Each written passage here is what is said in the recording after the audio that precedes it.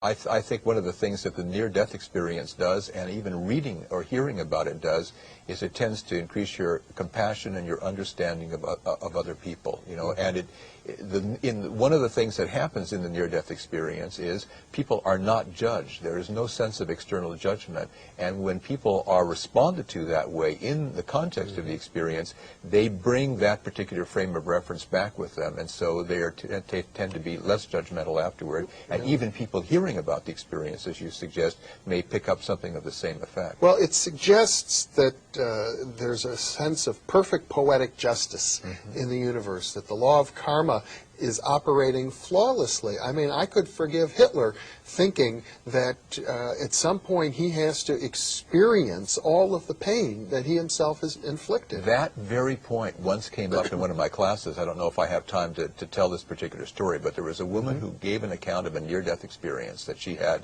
when she was in her 20s. She had a very abused childhood and was incested and so forth. When she came into the presence of the light, you know, people, when they get into the presence of the light, they can sort of ask almost any question, and the question will be immediately telepathically answered. And her question was, does everybody come into this light? And she was given the answer telepathically, yes, that everybody does. Then she said, even my father, who had done these terrible things, you know, even Hitler, and the answer was always yes.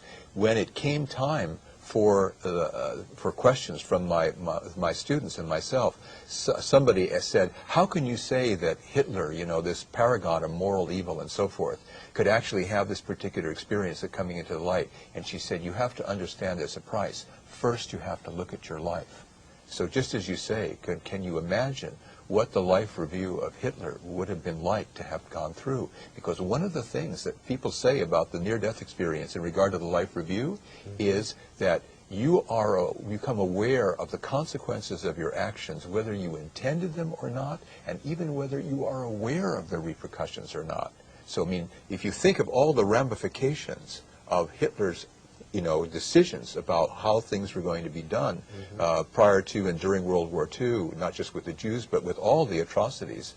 You know, that man died over 50 years ago. You wonder whether his life review is over yet. Well, perfect justice. It seems as if the life review takes place outside of our normal space and time. It does. Because it might take forever. Yes. Yeah, I'm saying, I'm not really meaning literally that his life review is not over yet, but because people say in the near-death experience, and when they have the life review, that they are outside of time, and yet they can process all this information.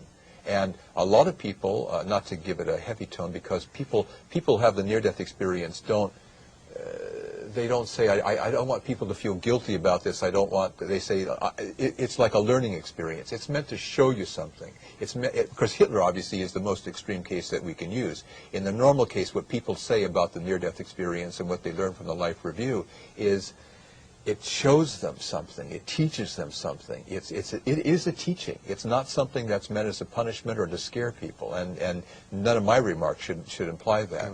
It's meant to wake people up so that they simply become aware of the consequences of their actions before committing those actions, knowing that they themselves are going to have to be the recipients of them. It's as if there's only one person in the universe, and it's us.